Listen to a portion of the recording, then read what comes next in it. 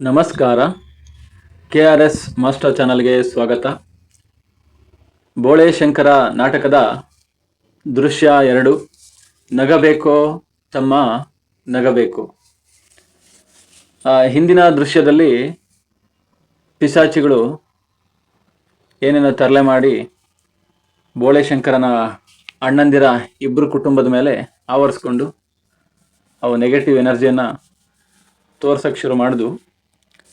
ಇಲ್ಲಿ ಅದೇ ರೀತಿ 3 ಪಿಶಾಚಿಗಳಲ್ಲಿ ಮೊದಲನೆಯ ಪಿಶಾಚಿ ಒಂದು ಬೋಳೆ ಶಂಕರನ್ನ ಕೆಡಿಸೋದಕ್ಕೆ ಪ್ರಯತ್ನ ಮಾಡೋದಕ್ಕೋಸ್ಕರ ಬಂದಿದೆ. ಹಂಗಾಗಿ ಪರಿಚಯ ಮಾಡ್ಕೊಳ್ತಿದೆ ನೋಡಿ. 1ನೇ ಪಿಶಾಚಿ ನಗಬೇಕೋ ತಮ್ಮ ನಗಬೇಕು ಅಂತ ಹಾಡಿನ ಮೂಲಕ ಯಾವ ರೀತಿ ಬೆರಳು ಕಣ್ಣಿಗೆ ಚುಚ್ಚಿ ಕಣ್ಣಿನ ಕನಸಿಗೆ ಗಾಯವಾದುದ ನೋಡಿ ನಗಬೇಕು, ಅಂದರೆ ಹಾಳು ಮಾಡಬೇಕು, ಮನಸ್ಸನ್ನು ಹಾಳು ಮಾಡಿ ನೋಡ್ಕೊಂಡು ನಗಬೇಕು. ನಕ್ಕರೆ ಕಟ್ಟಿಸಿದ ಚಿನ್ನದ ಹಲ್ಲುಗಳು ಸಟ್ಟನೆ ಸಿಡಿದು ಬಿದ್ದಿರಬೇಕು, ಆ ರೀತಿ ನಗಬೇಕು ಅಂತ ಎಲ್ಲ ಹಾಡು ಹೇಳ್ಕೊಂಡು ಅದೇ ಪರಿಚಯ ಮಾಡ್ಕೊಳ್ತಿದೆ ನೋಡಿ. ನಮಸ್ಕಾರ. ನನ್ನ ಪರಿಚಯ ಮಾಡಿಕೊಡೋದಕ್ಕೆ ಭಾಗವತರು ಹೆದರ್ತಾರೆ, ಭಯಪಡ್ತಾರೆ. ಆದ್ದರಿಂದ ನನ್ನ ಬಗ್ಗೆ ನಾನೇ ಹೇಳ್ಕೊಳ್ತೇನೆ. ನಾನು ಪಿಶಾಚಿ, ಸೈತಾನನ ಪರಿವಾರದಲ್ಲಿರ್ತೀನಿ, ಅಂದರೆ ಅವ್ರ ಬಳಗದಲ್ಲಿರ್ತೀನಿ. ಸೈತಾನನ ಬಲಭುಜವೋ ಎಡಭುಜವೋ ಅಂತ ಹೇಳ್ಕೊಳ್ಳೋದಕ್ಕಾಗಲ್ಲ, ಆದರೆ ಖಂಡಿತ ಸೈತಾನನ ಕೈ ಬೆರಳಿಗೋ ಅಥವಾ ಕಾಲು ಬೆರಳಿಗೋ ಸಮಾನವಾದಂತಹ ಶಕ್ತಿ ನನಗಿದೆ ಅಂತ. ಅಂದರೆ ಹೇಳ್ಕೊಳ್ಳೋವಷ್ಟು ದುಷ್ಟತನ ನನ್ನಲ್ಲಿಲ್ಲ, ಅಂದರೆ ಬೇರೆ ಪಿಶಾಚಿಗಳಿಗಿರೋಷ್ಟು ಕೆಟ್ಟತನ ನನಗಿಲ್ಲ. ಅದಕ್ಕೆ ಸೈತಾನ ದೊರೆ ನನ್ನನ್ನು ಮೊದಲ ಏಟಿಗೆ ನಂಬೋದೇ ಇಲ್ಲ ಅಂತ. ಬೇರೆ ಪಿಶಾಚಿಗಳು ಏನೇನು ಮಾಡ್ತಾರೆ, ನಿಮ್ಮ ಆನಂದದಲ್ಲಿ ನಿಮ್ಮ ಸಂತೋಷದಲ್ಲಿ ವಿಷ ಬೆರೆಸಿ ಯಾವ್ಯಾವ ರೀತಿ ಕಾಟ ಕಾಡ್ತಾರೆ. ಹುಲಿ, ಸಿಂಹ, ದುರ್ದೈವ ಮತ್ತು ಸೋಲಿಸಿ ಜೀವನವನ್ನೇ ಸಾಕಾಯ್ತಪ್ಪ ಅಂತ ಅನಿಸ್ಬೇಕು, ಆ ಥರ ಸೋಲುಗಳಾಗಿ ನಿಮ್ಮನ್ನು ಕಾಡ್ತಾರೆ. ನಾನಂತ ಶಕ್ತಿವಂತನಲ್ಲ. ಆದ್ದರಿಂದ ಏನು ಮಾಡ್ತೀನಿ, ನೊಣವೋ ಸೊಳ್ಳೆಯೋ ಆಗಿ ನಿಮ್ಮ ನೆಮ್ಮದಿಯನ್ನು ಕೆಡಿಸ್ತೀನಿ. ಕೊನೆ ಪಕ್ಷ ನಿಮ್ಗೊಂದು ಅಂಟು ರೋಗ ಅಂಟಿಸ್ಬಿಡ್ತೀನಿ, ಸ್ಪ್ರೆಡ್ ಆಗಂಥ ರೋಗ, ಅಂಟು ರೋಗ ಅಂಟಿಸಿ ಜನ್ಮ ಸಾರ್ಥಕ ಮಾಡ್ಕೊಳ್ಳೋ ಪೈಕಿ ನನ್ನ ಕೆಲಸ ನಾನು ಮಾಡ್ಕೊಬಿಡ್ತೀನಿ ಅಂತ. ನೀವೆಲ್ಲ ದೊಡ್ಡ ಮನುಷ್ಯರೇ, ನೀವು ದೊಡ್ಡ ಮನುಷ್ಯರೇ, ಆದರೆ ನಿಮಗೆ ದೌರ್ಬಲ್ಯಗಳಿರ್ತವೆ. ಎಂಥ ದೌರ್ಬಲ್ಯ, ಕೋಪ ಮಾಡ್ಕೊಳ್ತೀರಾ, ದುರಾಸೆಗಳಿರ್ತವೆ. ಅಷ್ಟು ದೌರ್ಬಲ್ಯ ಸಾಕು ನಮಗೆ. ಅವುಗಳ ಒಳಗಿನಿಂದ ನಾವು ನಿಮ್ಮನ್ನು ಪ್ರವೇಶ ಮಾಡಿಬಿಡ್ತೀವಿ ಅಂತ ಪಿಶಾಚಿ ಹೇಳ್ತಿದೆ. ಒಂದ್ಸರಿ ಒಳಗೆ ಇಳಿದ್ರಾಯ್ತು, ನಿಧಾನವಾಗಿ ಪ್ರತಿದಿನ ಇಷ್ಟಿಷ್ಟೇ ಸ್ಪ್ರೆಡ್ ಆಗಿಬಿಡ್ತೀವಿ, ದೊಡ್ಡದಾಗಿ ಬೆಳ್ಕೊಬಿಡ್ತೀವಿ. ಮುಂದೊಂದು ದಿನ ಒಂದು ಕಿಡಿ ತಾಗಿದ್ರೆ ಮದ್ದಿನ ಭಂಡಾರವಾಗಿ ಪಟಾಕಿ ಥರ ಸಿಡಿದು ಬಿಡ್ತೀವಿ. ಅದು ತಲೆಯೆಲ್ಲ ಸಿಡಿದೋಗಿ ಜೀವನ ಹಾಳಾಗೋಗ್ಬಿಡ್ಬೇಕು ಆ ಥರ. ಸೈತಾನ ದೊರೆ ಅವನಲ್ಲ. ಆಗಲೇ ನೀವು ನೋಡಿದ್ರಲ್ಲ, ಬೋಳೆ ಶಂಕರ ಮತ್ತು ಅವನ ಅಣ್ಣಂದರಲ್ಲಿ ವಿರಸ, ಅಂದರೆ ಒಬ್ರಿಗೊಬ್ರೆಲ್ಲ ಒಟ್ಟಾಗಿದ್ರಲ್ಲ, ಅಲ್ಲಿ ವಿರಸವನ್ನು ಹುಟ್ಟಿಸಿ ಮೂವರನ್ನು ನರಕಕ್ಕೆ ಕರೆತರಬೇಕು ಅಂತಂದೇಳಿ ನಮ್ಮನ್ನು ಭೂಲೋಕಕ್ಕೆ ಕಳಿಸಿರೋದು ಸೈತಾನ ದೊರೆ. ಈ ರೀತಿ ಮಾಡಿದ್ದಾನೆ. ಬೋಳೆ ಶಂಕರನ ಅಣ್ಣಂದಿರ ವಾಸಿನಪ್ಪ ಅಂತ ಹೇಳ್ತಾವ ಪಿಶಾಚಿ. ಯಾಕೆಂದರೆ ಕೊಳತೋಗಿರೋ ಬಲೆ ಹಾಕಿ ಹೇಳಿದ್ರು ಬಂದುಬಿಡ್ತಾರೆ ಅವರು. ಪಿಶಾಚಿ ಹೇಳ್ತಿರೋದು ಪಿಶಾಚಿಗಳ ಅಣ್ಣಂದಿರು ಅವ್ರ ಬಗ್ಗೆ. ನನ್ನ ಅಣ್ಣಂದಿರು ತಲೆ ತುರಿಸ್ಕೊಳ್ಳೋಂಥ ಮೊದಲೇ ಇವರು ವಶವಾಗ್ಬಿಟ್ರು ಅಂತ. ಅಷ್ಟೊಂದು ತಲೆ ಕೆಡಿಸ್ಕೊಳ್ಳೋಂಗಿಲ್ಲ, ಆಗಲೇ ಕಂಟ್ರೋಲಿಗೆ ಸಿಕ್ಬಿಟ್ರು. ನನ್ನ ಅಣ್ಣಂದಿರು ಅವರ ಹಿಂದೆ ನಿಲ್ಲೋದಷ್ಟೇ ತಡ, ಹೋಗಿ ಹಿಂದೆ ನಿಂತ್ಕೊಂಡಿದ್ದಷ್ಟೇ. ಅವಾಗ ಆಗಲೇ ಬೋಳೆಶಂಕರ್ ಹೇಳಿದ್ನಲ್ಲ, ನೀವು ಮಾತಾಡ್ತಿಲ್ಲ, ನಿಮ್ಮ ಹಿಂದೆ ಪಿಶಾಚಿಗಳು ಮಾತಾಡ್ತಿರೋದು. ಅಷ್ಟಾಯ್ತಷ್ಟೇ, ಹಿಂದೆ ನಿಂತ್ಕೊಂಡಿದ್ದೆ ಅಂತಂದೇಳಿ. ನೀವು ನೋಡಿದ್ರಲ್ಲ, ಬೆಟ್ಟದ ತುದಿಯಿಂದ ನೆಗೆದು ಬೀಳೋದಕ್ಕೆ ಯಾವ ರೀತಿ ಆತರದಿಂದ ಚಡ್ಪಡಿಸ್ತಿದ್ರು. ಹಿಂಗೆ ಸಿಗಾಕೋಬಿಟ್ರು ಅವರೇನೋ. ನನಗಿರಾಕಿ ಅವನಲ್ಲ ಇವನು, ಯಾರು, ಬೆಪ್ತಕಡಿ ಬೋಳೆಶಂಕರ. ಮಹಾಪಾಕಡ, ಅಂದರೆ ಚತುರ, ತುಂಬ ಜಾರ್ಕೊಡ್ತಾನೆ, ಬುದ್ಧಿವಂತ ಇವನು. ಯಾವ ರೀತಿ ಜಾರ್ಕೊಂಡ ನೋಡಿ. ಆಸ್ತಿ ಭಾಗ ಮಾಡಿಕೊಡುವಾಗ ಅಣ್ಣ ತಮ್ಮಂದಿರೆಲ್ಲ ನಾವು ಕಾಮನ್ನಾಗಿ ನೋಡ್ದಂಗೆ ಎಷ್ಟು ಕಿತ್ತಾಡ್ತಾರೆ. ಮಹಾಭಾರತದಲ್ಲಿ ಹೆಂಗೆ ಕಿತ್ತಾಡ್ತಾರೆ ಹಂಗೆ ಜಗಳ ಆಡಿ ಕಣ್ಣು ಕಿವಿ ಎಲ್ಲ ಕಿತ್ತಾಕ್ಕೊಳ್ತಾರೆ ಅಂತ ಅಂದ್ಕೊಂಡಿದ್ವಿ. ಹಂಗೆಲ್ಲ ಏನು ಆಗಲೇ ಇಲ್ಲ. ಆ ಬೆಪ್ತಕ್ಕಡಿ ಅವ್ರು ಕೇಳಿದ್ನೆಲ್ಲ ಕೊಟ್ಬಿಟ್ನಲ್ಲ ಅಂತ. ಇವನ ಪಂಚೇಂದ್ರಿಯಗಳು ಎಲ್ಲರಿಗಿಂತ ಚುರುಕು. ಪಂಚೇಂದ್ರಿಯಗಳು ಅಂದರೆ ಕಣ್ಣು, ಮೂಗು, ಬಾಯಿ, ಏನಾದರೂ ಟಕ್ಕನ್ ಗೊತ್ತಾಗ್ಬಿಡುತ್ತೆ ಪಟ್ಟ ಅಂತ. ಇವನ ಅಣ್ಣಂದ್ರ ಹಿಂದೆ ನನ್ನ ಅಣ್ಣಂದ್ರು ಗಾಳಿಯಾಗಿ ದೆವ್ವ, ಭೂತ ಎಲ್ಲ ಹೇಳ್ತೀವಲ್ಲ, ಗಾಳಿಯಾಗಿ ನಿಂತಿದ್ರೆ ಪತ್ತೆ ಮಾಡಿ ಹೇಳೇ ಬಿಟ್ನಲ್ಲ ಅಂತ. ಪಿಶಾಚಿಯಾಗಿ ಇಷ್ಟು ವರ್ಷ ಸರ್ವಿಸ್ ಆಯ್ತು ನನಗೆ. ನನ್ನ ಅನುಭವಕ್ಕೆ ಮಸಿ ಬಳಿಯುವಂಥ ಇಂಥ ಪಾಕಡನ್ನ ನಾನಿನ್ನೂ ನೋಡೇ ಇರಲಿಲ್ಲ ಅಂತ. ಏನು ಮಾಡ್ತಾನವನು? ಮಾತಿಗೊಮ್ಮೆ ನಾವು ಕೇಳಬಾರ್ದ ಹೆಸರು ಹೇಳ್ತಾನಲ್ಲ ಅಂತ. ಅಂದರೆ ದೆವ್ವಕ್ಕೆ ದೇವರ ಹೆಸರಾಗಲ್ಲ. ಅವನು ಬೋಳೆಶಂಕರ ಶಿವನ ಭಕ್ತ. ನೋಡೋಣ ಏನೇನು ಮಾಡ್ತಾನೆ ಅಂತಂದೇಳಿ ಅವ್ನ ಪಾಡ್ಗೆ ಅವ್ನು ಕೆಲಸ ಮಾಡ್ಕೊಂಡವನೇ. ಇವಾಗ ಹೋಗ್ಬಿಟ್ಟು ಮರದ ಕೆಳಗಡೆ ರೊಟ್ಟಿ ಇಟ್ಟವನಲ್ಲ, ಆ ರೊಟ್ಟಿನ ಕದಿತೀನಿ. ಅವಾಗಾದರೂ ಕೋಪ ಮಾಡ್ಕೊಳ್ತಾನೆ. ಬೈದ ಹೆಂಗಂದ್ರಂಗೆ ಬೈದಾಡ್ತಾನೆ. ಯಾಕಂದರೆ ಹಸಿವಾಗಿರುತ್ತಲ್ಲ, ಹಸಿದು ಬಂದು ರೊಟ್ಟಿ ಯಾರೋ ಕದ್ರು ಅಂತ ಬಾಯಿಗೆ ಬಂದಂಗೆ, ಆ ಚಾಮ ಗೋಚರ ಅಂದರೆ ಬಾಯಿಗೆ ಬಂದಂಗೆ ಬೈದಾಡ್ತಾನೆ. ಅಷ್ಟಾದ್ರೆ ಸಾಕು, ಅವನ ಮನಸ್ಸಿನೊಳಗಡೆ ಅದೇ ಮಾರ್ಗವಾಗಿ ಪ್ರವೇಶ ಮಾಡಿಬಿಡ್ಬೋದು ಅಂತ. ಅದೇ ರೀತಿ ರೊಟ್ಟಿ ಕದ್ದಿದ್ದು ಆಯಿತು. ಕಾಣ್ದಂಗೆ ಆ ದೃಶ್ಯ ಅಂದರೆ ಕಾಣಿಸ್ಕೊಳ್ದಂಗೆ ನಿಂತ್ಕೊಬಿಡ್ತು ಪಿಶಾಚಿ. ಬೋಳೆಶಂಕರ ಹಸಿವಾಯಿತು, ಉಳುಮೆ ಮಾಡೋದನ್ನು ನಿಲ್ಲಿಸಿ ರೊಟ್ಟಿ ಹುಡುಕ್ತಾನೆ. ಅಲ್ಲಿದ್ದರೆ ತಾನೇ ರೊಟ್ಟಿ. ಅದಕ್ಕೆ ಅವನು ಏನು ಬೇಸರ ಮಾಡ್ಕೊಳ್ಳಿಲ್ಲ. ಇದು ರೊಟ್ಟಿ ಇತ್ತಲ್ಲ ಅಂತಂದೇಳಿ ಹುಡುಕ್ದ.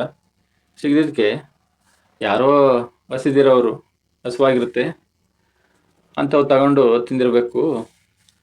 ಒಂದು ಹೊತ್ತು ರೊಟ್ಟಿ ತಿಂದಿದ್ರೆ ನಾನೇನು ಸಾಯೋದಿಲ್ಲ ಅಂತ. ಇದು ಸಂದರ್ಭ ಪ್ರಶ್ನೆ ಕೇಳ್ತಿರ್ತಾರೆ. ಒಂದು ಹೊತ್ತು ರೊಟ್ಟಿ ತಿಂದಿದ್ರೆ ನಾನೇನು ಸಾಯೋದಿಲ್ಲ. ಒಂದು ಹೊತ್ತು ಅಂದರೆ ಒಂದು ಟೈಮು, ಮಾರ್ನಿಂಗು, ಬೆಳಗ್ಗೆ, ಮಧ್ಯಾಹ್ನ, ರಾತ್ರಿ ಊಟ ಅಂತ ಹೇಳ್ತೀವಲ್ಲ ಆ ಥರ. ಉಳಿದಿರೋ ಕೆಲಸನ ಬೇಗ ಮುಗಿಸೋಣ, ಆಮೇಲೆ ಹೋಗಿ ಒಟ್ಟಿಗೆ ಉಂಡ್ರಾಯ್ತು, ಊಟ ಮಾಡಿದ್ರಾಯ್ತು ಅಂತ ಕೆಲಸಕ್ಕೆ ಹೋಗ್ತಾನೆ. ಪಿಶಾಚಿಗೆ ಅಂದ್ಕೊಂಡಿದ್ದು ಪ್ಲ್ಯಾನ್ ವರ್ಕ್ ಆಗಲಿಲ್ವಲ್ಲ, ಅದಕ್ಕೆ ಮಾತಾಡ್ತಿದ್ದೆ ಮತ್ತೆ ಕಾಣಿಸ್ಕೊಂಡು. ಎಲ್ಲ ಅಯೋಗ್ಯ, ಹಸುವಾದರೂ ಇವನಿಗೆ ಕೋಪ ಬರಲಿಲ್ವೇ, ಬೇರೆ ಥರ ಪ್ಲ್ಯಾನ್ ಮಾಡ್ತೀನಿ ಅಂತಂದೇಳಿ ಬಾಯಾರಿಕೆ ಆಗುತ್ತಲ್ಲ, ಅದಕ್ಕೇನು ಮಾಡೋಣ ಅಂತ ಬಾಯಾರಿಕೆಗೆ ಈ ವಿಶೇಷ ಪಾನಕ ಕೊಡ್ತೀನಿ.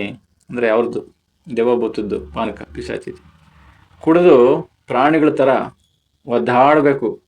ಆ ರೀತಿ ಆ ಹೊರಳಾಡೋದನ್ನು ನೋಡಿ ನಾನು ಸಂತೋಷ ಪಡ್ತೀನಿ ಅಂತಂದೇಳಿ ಪಾನಕ ಅದನ್ನು ಮಾಯ ಮಾಡಿಬಿಡ್ತಾವಲ್ಲ, ಬೇಗ ರೆಡಿ ಮಾಡಿ ಇಡ್ತು ಪಿಶಾಚಿ. ಬೋಳೆಶಂಕರ ಬಂದ ಸುಸ್ತಾಗಿ. ಒಂದು ಸ್ವಲ್ಪ ನೀರಾದರೂ ಕುಡಿಯೋಣ ಅಂತಂದೇಳಿ ಶಿವ ಅಂತ ಶಿವನ ಹೆಸರು ಹೇಳ್ಕೊಂಡು ಪಿಶಾಚಿ ಇಟ್ಟಂಥ ಪಾನಕನ ಕುಡಿತಾನೆ. ಹೊಟ್ಟೆ ನೋವು ಆಗುತ್ತೆ, ಸ್ವಲ್ಪ ಹಿಡ್ಕೊಳ್ತಾನೆ ಹೊಟ್ಟೆ ನೋವಾಗಿ. ಇದನ್ನು ನೋಡಿ ಪಿಶಾಚಿಗೆ ಏನೋ ಸಂತೋಷ ಆಗುತ್ತೆ ಸ್ವಲ್ಪ. ಆದರೂ ಸ್ವಲ್ಪ ತಾಗ್ತಿದ್ದಂಗೆ ಬೋಳೆಶಂಕರ ನನಗೇನು ಆಗಲಿಲ್ಲ ಅನ್ನೋ ಥರ ಮತ್ತೆ ಪುನಃ ಕೆಲಸಕ್ಕೆ ಹೋಗ್ಬಿಡ್ತಾನೆ. ಮತ್ತೆ ಇಲ್ಲಿ ಬೇಸರ ಆಯಿತು ಪಿಶಾಚಿಗೆ. ಎಲ್ಲ ಇವನ ಅವನ ಪಾಡ್ಗೆ ಅವನು ಮತ್ತೆ ಕೆಲಸಕ್ಕೆ ಹೋಗ್ತಾವನಲ್ಲ. ಒಂದು ತೊಟ್ಟು ಪಾನಕ ಅಂದರೆ ಇದೇನು ಸುಮ್ಮನೆನಾ? ಒಂದು ನರಕ ಇದ್ದಂಗೆ. ಅಂಥದ್ರಲ್ಲಿ ಪಾತ್ರೆ ತುಂಬ ಪಾನಕ ಕುಡಿದು ಸುಮ್ಮನೆ ಕೆಲಸ ಮಾಡ್ತಿದ್ದಾನೆ ಅಂತಂದೇಳಿ ಇವನು ಬೇರೆ ಥರ ಏನಾದರೂ ಮಾಡಿ ವಿಚಾರಿಸ್ಕೋಬೇಕು ಅಂತ ಮನುಷ್ಯರ ಥರ ವೇಷ ಬದಲಾಯಿಸ್ಕೊಬಿಡ್ತು ಯಾವುದು ಪಿಶಾಚಿ. ಹೋಗಿ ಬೋಳೆಶಂಕರನ ಮುಂದೆ ನಿಂತ್ಕೊಂಡು ಮಾತಾಡ್ಸೋಕ್ಕೆ ಶುರು ಮಾಡುತ್ತೆ ನೋಡಿ. ಪಿಶಾಚಿ ಮಾತಾಡ್ತಿದ್ದೆ ನೋಡಿ, ನಮಸ್ಕಾರ ನಾವು ಅಂತ. ಅವನು ತುಂಬ ಚೆನ್ನಾಗಿ ಹೇಳ್ತಾನೆ ಬೋಳೆಶಂಕರ್. ಶರಣಾರ್ಥಿ ನಯ ವಿನಯದಿಂದ ಪ್ರತಿಕ್ರಿಯೆ ಕೊಟ್ಟ. ಪಿಶಾಚಿ ಒಂದು ಕೇಳ್ತಿದ್ದೆ ಅದಕ್ಕೆ, ಏನಣ್ಣ ಬೋಳೆಶಂಕರ, ದುಡ್ದು ದಣದಿದ್ದೀಯಾ, ಸುಸ್ತಾಗಿದೆಯಾ, ಒಂದೇ ಒಂದು ಆಟ ಆಡೋಣ. ಅದೆಂಥ ಆಟ ಅಂದರೆ 2 ಸೇರಿ 5 ಆಗೋ ಆಟ ಆಡೋಣವೇ ಅಂತ. ಬೋಳೆಶಂಕರ, ಇದ್ಯಾವುದಿದು? 2 ಸೇರಿ 4 ಆಗಬೇಕಲ್ಲ, 5 ಆಗೋದು ಅಂದರೆ ನೀನು ಏನು ಕೆಲಸ ಮಾಡ್ತೀಯ ಮೊದಲು ಅದು ಹೇಳು.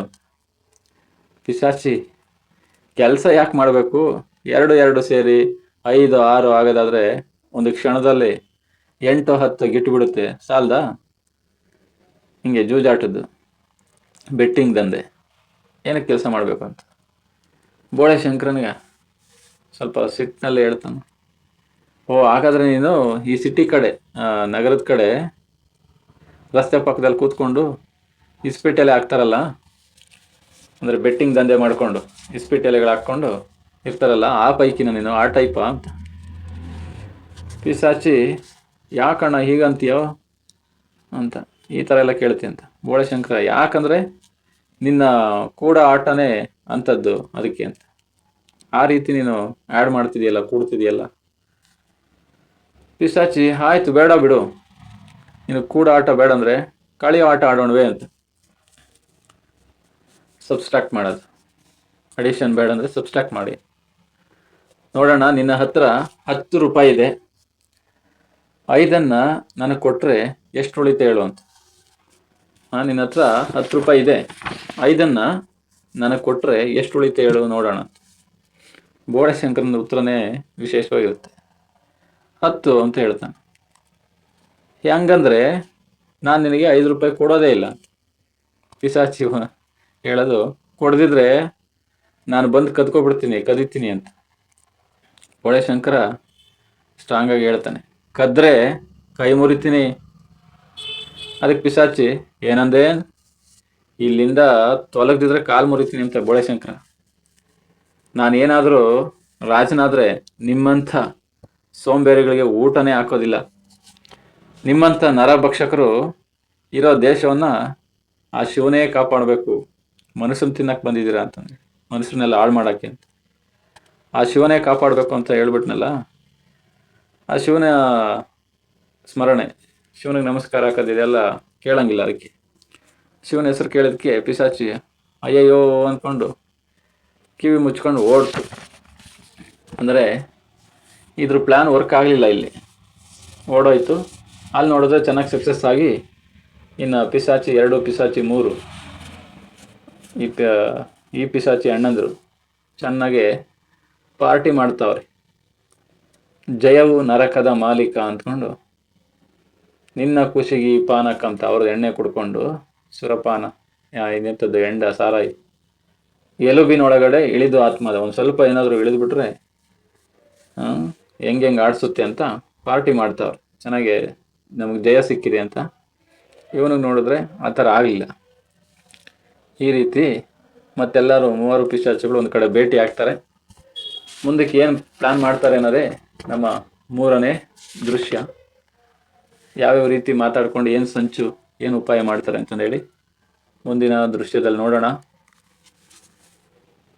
ಇದಿಷ್ಟು ವಿಚಾರ ನಿಮಗೆ ಚೆನ್ನಾಗಿ ಅರ್ಥ ಆಗಿದೆ ಅಂತ ಭಾವಿಸ್ತಿದ್ದೀನಿ. ಇದೇ ರೀತಿ ಹೆಚ್ಚಿನ ಕನ್ನಡ ವಿಚಾರಗಳಿಗಾಗಿ ನನ್ನ KRS ಮಾಸ್ಟರ್ ಚಾನಲ್ನ ಫಾಲೋ ಮಾಡಿ. ನೀವಿನ್ನೂ ನನ್ನ KRS ಮಾಸ್ಟರ್ ಚಾನಲ್ನ ಸಬ್ಸ್ಕ್ರೈಬ್ ಮಾಡಿಲ್ಲ ಅಂದರೆ ದಯವಿಟ್ಟು ಸಬ್ಸ್ಕ್ರೈಬ್ ಮಾಡಿ. ನಿಮಗೂ ಅನುಕೂಲ ಆಗುತ್ತೆ, ನನಗೂ ಅನುಕೂಲ ಆಗುತ್ತೆ. ಈ ವಿಡಿಯೋ ನಿಮಗೆ ಇಷ್ಟ ಆಗಿದರೆ ಲೈಕ್ ಮಾಡಿ, ಶೇರ್ ಮಾಡಿ ಅಂತ ಹೇಳ್ತಾ ಎಲ್ಲರಿಗೂ ಶುಭವಾಗಲಿ.